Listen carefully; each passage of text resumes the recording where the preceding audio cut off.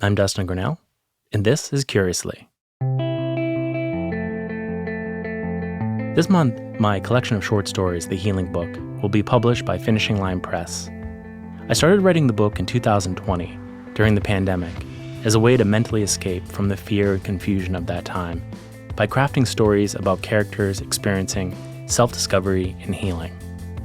The 13 stories in this book explore several themes, like healing, meaning, and freedom. But if I had to pick one common theme to represent the collection, it would be meaning and our search to find it. Why meaning? Like many of us, the pandemic caused me to reflect on myself and my life. I was also in my late 30s, reflecting on who I was and what I wanted, and I realized I didn't know what I believed in. In fact, I'd lost faith in the idea of a human life having any meaning at all. What's one to do after such a conclusion? I didn't want to adopt a nihilistic perspective, so I looked for ways of gaining a foothold in this void of meaninglessness. I gravitated to existentialist thinkers like Friedrich Nietzsche, Jean-Paul Sartre, Albert Camus, Dostoevsky, and Kafka. These philosophers and writers had a simple solution for life's meaninglessness: invent your own meaning. Accepting that there's no meaning in life is only the first step. This realization should trigger a kind of revolt within one's soul to search for your own reasons for living. So, during the pandemic, I started my own revolt and accepted that life itself has no meaning. There was only meaning in life. Meaning comes from participating in life, even if you know your unique reasons are all fiction. I found wisdom in Alan Lightman's book, Searching for Meaning on an Island in Maine, in which the renowned physicist and author writes about a night when he turned off his boat in the middle of a lake in Maine, stared up at the stars, and felt like he was part of something larger than himself. Using what I'd learned from my study of existentialism, Lightman's book, and my own personal experiences, I wrote a short story titled Searching for Meaning in the Stars, about a theoretical physicist who writes a memoir about overcoming an existential crisis. For the launch of the Healing Book, I decided to dedicate an episode of the podcast to the reading of a short story. It felt natural to choose this one, and I hope you enjoy it.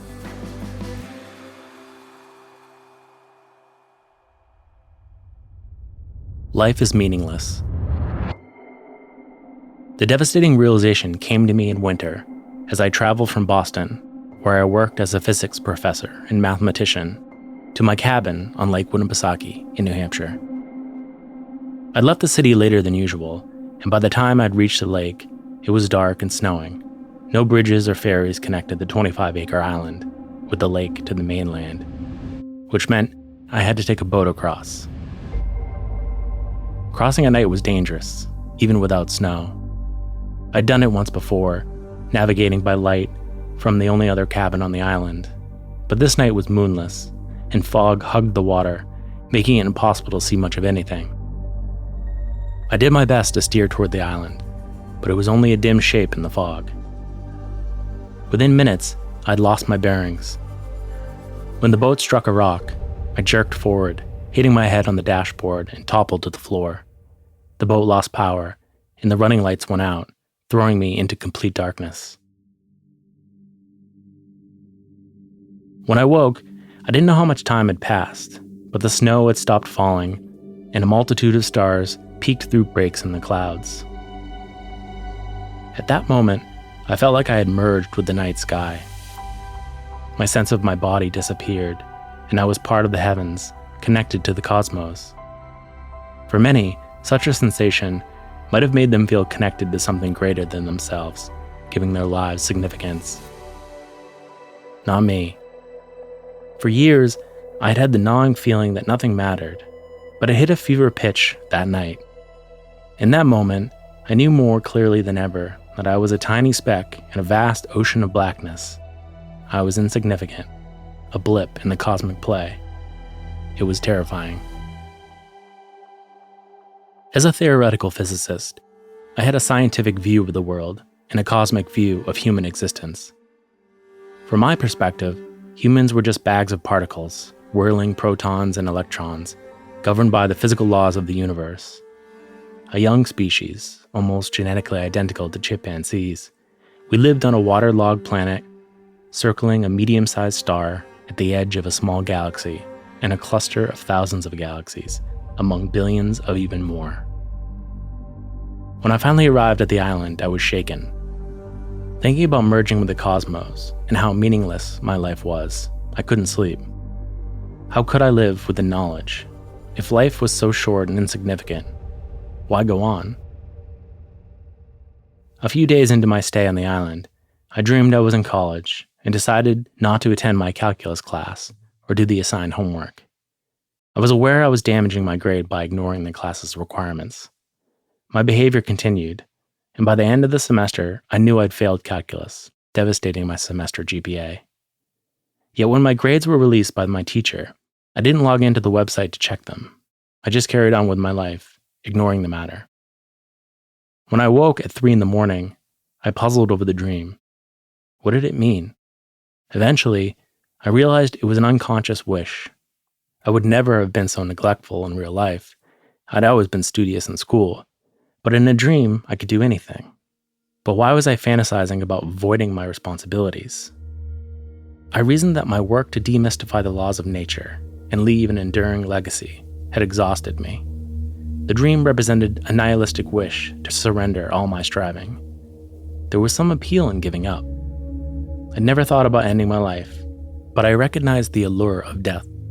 It was oblivion. The instant the lights went out, all my desires and dramas would disappear. In a strange way, there was comfort in the thought of leaving my struggles behind. The next day, I called my primary care doctor. You likely suffered from a minor concussion, but otherwise you should be fine, he told me after I explained what happened. I think I'm having an existential crisis. The doctor paused, likely not knowing how to respond. I suspected depression or seasonal affective disorder, but I can't confirm either based on your symptoms. What do you think I should do? I'd advise taking a break from work for a while. Our minds and bodies have ways of telling us to slow down when we're pushing too hard. Later that day, I took a stroll around the island, which was 1/4 of a mile long and 1/10 of a mile wide. Thankfully, most of the snow from the night before had burned away with the morning sun. As I neared the other cabin on the island, I saw a strong, stocky, middle-aged man with a full beard and a bald head standing on the porch, his big hands wrapped around a cup. Mac was a local handyman and mechanic and the owner of the Marina's gas station and convenience store. "How are ya?" he called when he spotted me. Usually I'd walk over and chat for a while, but my mind still swirled from the prior night's dream and the accident a few days before. Instead, I waved and said only, "Good morning," before continuing on. At the northern tip of the island, I sat next to a spruce tree. I brushed away a thin layer of snow and ran my hand through the spongy moss beneath. I reflected on the conversation with my doctor and realized my problem wasn't neurochemical or even psychological. It was philosophical. If I suffered from a disease, it was an ailment of the soul, a crisis of meaning. The religious people I knew got their values primarily from their faith, but I'd always relied on rational thinking and the scientific method to make sense of life. A scientist relied on facts, and there was no evidence to support the existence of God. While I couldn't delude myself, I acknowledged that by choosing not to believe, I had lost an essential source of guidance for navigating the complexities of the human endeavor. The science helped me explore the mysteries of the world, but they couldn't help me address the more significant questions my boating accident had raised. Why was I here? What made life worth living? Would I go anywhere after death? In the face of these big questions, science, in all its glory, could do nothing. Science told me the hows, not the whys. I knew how the Big Bang had happened, but not why it had happened. I knew how evolution occurred through the process of natural selection, driven by random genetic mutations, but I didn't know why life had begun on our planet in the first place. As a physicist, I'd spent my decades-long career obsessed with finding the most profound truths about the cosmos. I was no Stephen Hawking in terms of impact or celebrity, but I was a leading scientist, and my research, textbooks, and lectures had pushed the field of theoretical physics forward in significant ways. Yet now, why search for a unified theory of physics when our species may go extinct due to forces outside our control? Even if we prevented our demise using technology, Earth had an expiration date. It was a cosmological certainty that in a few billion years, our sun would enlarge, engulf Earth, and explode. If our species was around and escaped that catastrophe, Andromeda, the closest galaxy to our own, was on a collision course with the Milky Way. If that wasn't bleak enough, the known universe was expanding so fast that in 1,000 billion years, all the stars in our night sky would have died and gone cold. If our species, planet, galaxy, and even our universe had expiration dates, why play the game of life? Why pay taxes, teach, work, or love? Why not end one's life early? The next day, I brought my boat to the marina. Though I'd gotten it running after the accident, I wanted Mac to check it out. Of course, he said when I asked. I'll look over it this afternoon. Thanks. Everything all right? He added before I could leave to let him work. You seem tense. I told him about the dream I'd had, as well as an idea I'd been haunted by lately, which I'd read in a provocative book by a French writer. This writer says the most vital question is whether life is worth living. Mac's eyebrows raised. In other words, whether or not we should kill ourselves? That's right, I said. According to the writer, answering that question is more important than knowing how many dimensions our universe has. From his perspective, humans crave meaning in their lives, yet the universe is indifferent to their desires. This leads to the absurd. You've got to be careful with ideas like that, Alexander. I have a cousin who thought life didn't make any sense, that nothing mattered. He's now locked up in a psych ward, like the guy in that flick, One Flew Over a Cuckoo's Nest. I nodded. The French writer warned that realizing life was irrational could lead to despair, but he also said we shouldn't stop at that insight. He encourages us to fill the resulting existential void with a psychological revolt. What's that mean? Mac asked. I'm not exactly sure yet. I need to figure that out. Mac shook his head and laughed. I think you just need a hobby, my friend. You're wound up pretty tight.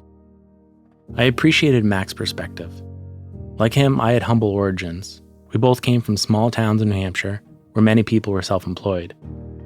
When I was tired from hours of straining my brain with equations, I sometimes romanticized Mac's quote-unquote simpler life and grew nostalgic for my hometown.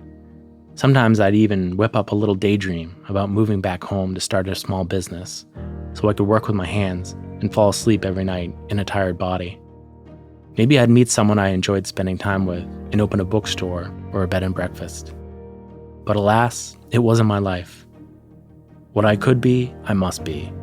I was a man of science who had the tools to discover answers to complex questions. When I returned to the marina a few hours later, Mac said, Well, I've fiddled with a few things and everything seems to be working fine. Just don't go hitting any more rocks, all right? I chuckled. Roger that, Mac. And hey, if you want to come by my cabin this evening, I'd love to have you. The invitation wasn't unusual, and I happily accepted.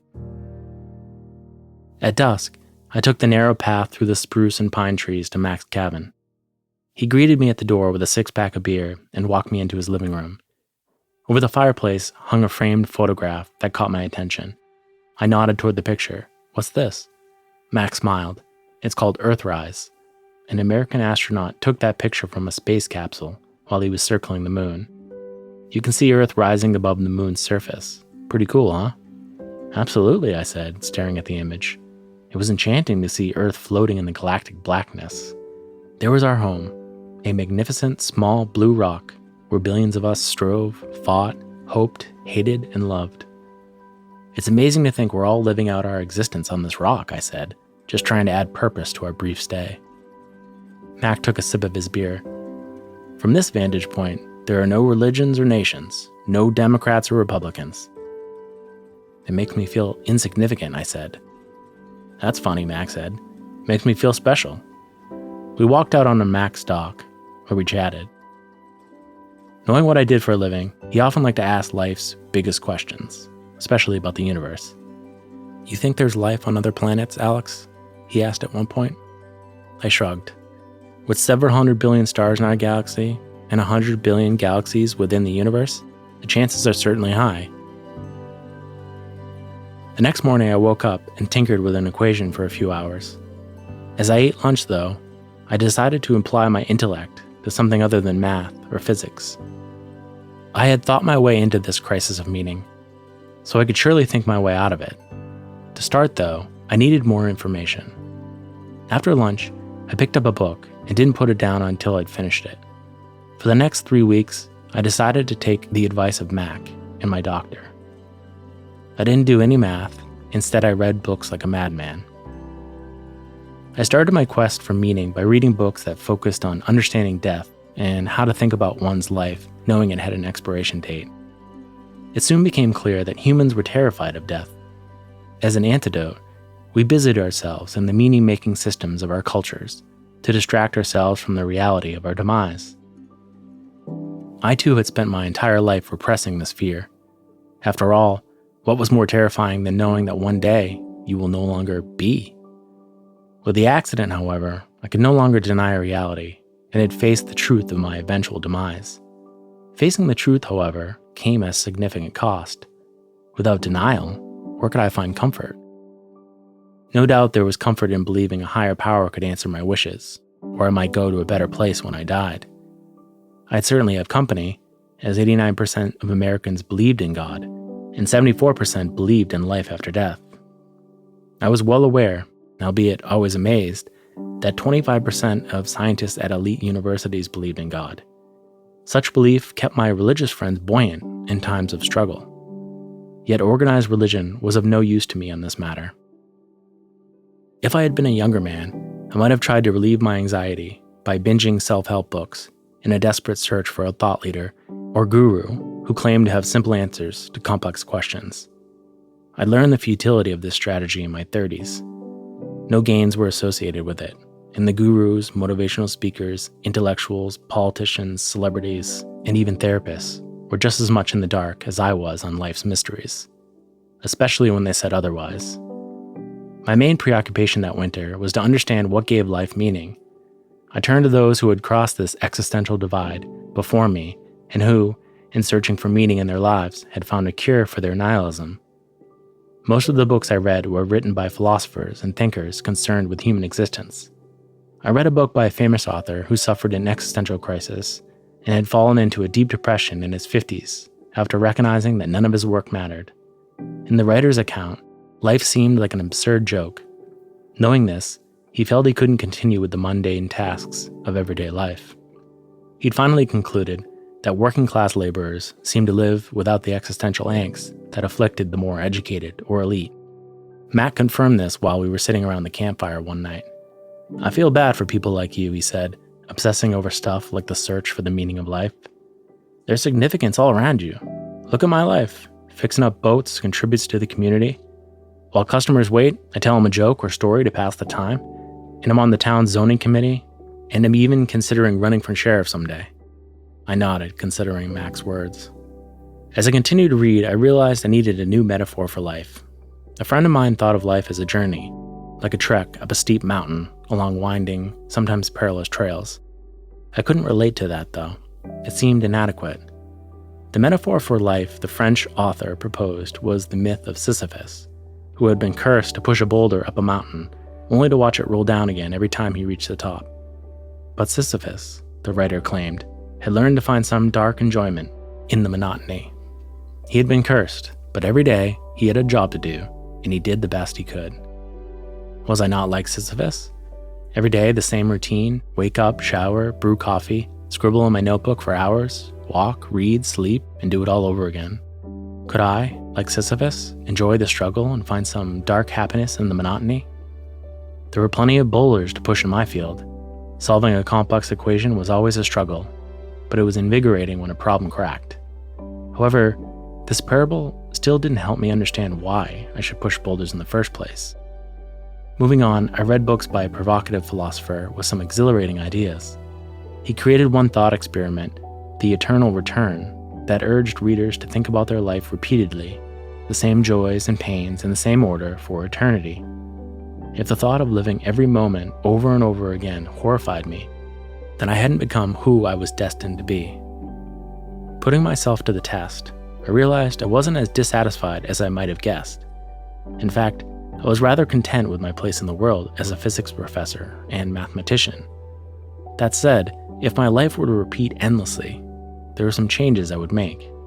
The ideas I encountered in my reading led me to make some of those changes. First, I spoke to the head of my physics department and requested a sabbatical for the spring semester.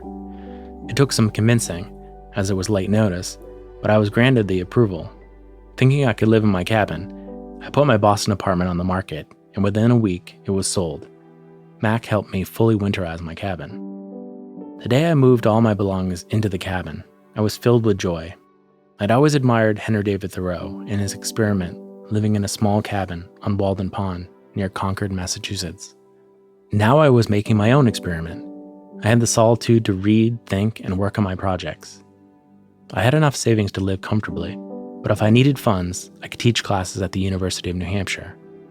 For the following month, all I did was read, work, and walk around the island, stopping to record ideas on a notebook. I was alone much of the time, but I seldom felt lonely. Mac had become a friend, and I looked forward to his visits after he closed his shop for the night. Sometimes we'd sit around a fire for hours, drinking beer and discussing whatever was on our minds. Mac liked to stargaze, so I'd bring my telescope to the end of his dock and we'd examine craters on the moon. Sometimes we'd see as far as Venus or Mars or even the moons around Jupiter. Mac was always astonished by facts about space.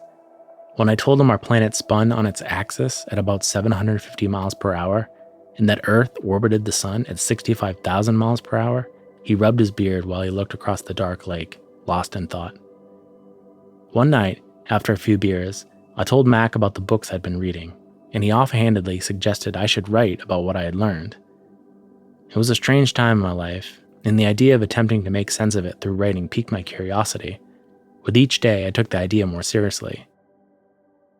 It was spring when I felt the welling up of a spiritual revolt inside me, a revolt against the despair of knowing the universe was indifferent to my desires, and that a human life had no intrinsic meaning. The antidote, I realized, was to create my own personal significance. For me, that involved engaging in projects and activities that energized me and gave my life zest. The field of physics had already given me these opportunities. Through my work, I expressed my unique talents and contributed to the advancement of knowledge. Perhaps, through my work, I was already rebelling against the meaninglessness.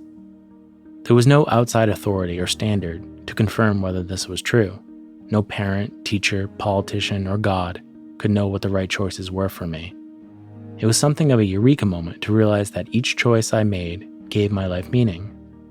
For me, a life dedicated to physics was a good life. The many authors I'd read had helped me come to this realization. Thinking my experiences could perhaps help others, and knowing that storytelling and mythology had helped humans comprehend their existence for centuries, I took Mac's advice and began writing a book about my crisis. All through spring, my daily routine involved waking up and writing feverishly until lunchtime. The manuscript began with the bleak certainty that our species was irrelevant in the vastness of the cosmos. To put things in perspective, I included the cosmic calendar, with the time span of the universe, from the Big Bang 13.8 billion years ago to the present day, was overlaid on a single-year calendar. On this calendar, the Milky Way didn't form until May. Our solar system only coalesced around September, and single-celled organisms didn't show up on Earth until November. Dinosaurs appeared on December 24th and went extinct 6 days later. Astonishingly, modern-day humans appeared in the last second at 23:59:59 on December 31st. Dinosaurs lasted 6 days, and humans were only in their 6th second. If that didn't put life into perspective, I didn't know what could. While I walked readers through the workings of the universe, the book was also part memoir, and attempted to answer the problem I'd set out to solve when I moved into the cabin. How do we go on living when life was so brief and nothing seemed to matter? How do we expect Nabokov's description of a human life as a brief crack of light between two eternities of darkness? Writing was philosophy in action. Every day I brought order to disorder by transforming personal insights and ancient wisdom into sentences, paragraphs, and chapters. Writing was similar to physics. They both involved discovery. I developed a strong belief that if I got the correct words in the right order, then perhaps I could help readers make sense out of the chaos of their lives. While I enjoyed the process of discovery and writing, It was challenging to transform vague impressions and feelings into coherent sentences and give the big mess of ideas form. Yet writing allowed me to think critically about what I believed and helped me in my quest to find meaning. And I would share what I learned in the book. We all had to make it up as we went. We found meaning in our lives by discovering our own reasons for living. From this, I realized the book was my attempt at a second grand unifying theory, not one that searched for laws transcending time and space, but one encompassing the human endeavor, a guide for life. As summer drew to a close, the crisis my boating accident had sparked in my soul was resolving. My voracious reading on the meaning of life and the self-reflection I'd done was providing diminishing returns. I knew I had to stop reading and thinking and just live. One night, as we sat around the fire, Max suggested that perhaps it was impossible for humans to solve the physics problem to which I had devoted my life. Maybe no human can crack it, he offered. Maybe humans are like frogs trying to understand geometry. Frogs will just never figure out geometry. Maybe the problem is beyond our cognitive capacity, I agreed. How's that search for the meaning of life coming? I'm still unsure whether my life has meaning from a cosmic perspective, I said. But it does have meaning from a terrestrial one, at the level of my local community and the people I know. Whether I have the ability to solve my equations, I found my work life-enhancing. It exercises my strengths and gives me a reason for being alive. Mac tipped his beer in congratulations. I knew you'd figure it out. Beyond my work, there were countless reasons to be alive. Friendship gave life meaning, creativity gave life meaning, freedom gave life meaning. Watching the hummingbirds around the feeder was meaningful. That first sip of coffee in the morning was meaningful. An afternoon of reading in the hammock near the water was meaningful. Life was so short, but these things kept us alive. At the end of the summer, I decided not to return to the university in Boston. I began a part-time teaching position at UNH. This gave me time to work on my equations and finish my manuscript. When I did my first reading at a local bookstore, I shared the story of the night I crashed my boat and lost myself in the stars. I explained how that incident had prompted me to retreat into solitude and find reasons for living. After the reading, several people told me the book had inspired them to find meaning in their own lives. After that summer, I no longer felt insignificant when I gazed up at the sky at night and lost track of my body and mind connecting to the cosmos. Knowing I would die no longer brought me dread. I knew my place in the world. I cherished the brief time I had to play my part on this planet. Every day, I took my pencil and coffee-stained pages to my work desk to bang away at calculations. Perhaps I'd solve the problem and help us better understand our place in the heavens, or maybe I wouldn't. Maybe the problem was beyond my abilities. It didn't matter. I was working, participating, playing. I was alive. Many months after the accident, I worked up the guts to take my boat out onto the lake at night. The moon was out, and the stars were shimmering. In the middle of the lake, I dropped the anchor, laid on my back, and looked up at the sky. Suddenly, I understood what the meaning of life was. Simply put, life itself has no meaning. There was only meaning in life.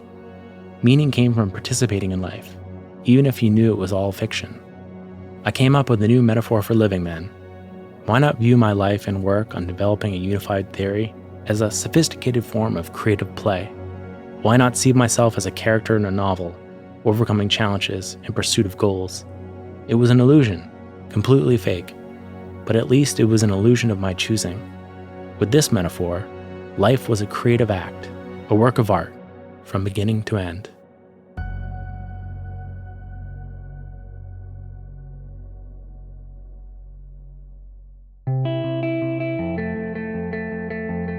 Thanks for listening to this episode of Curiously. I hope you enjoyed this reading of my short story, Searching for Meaning in the Stars, from my collection, The Healing Book, which is available from Finishing Line Press. Stay tuned for more conversations with people I meet along the way.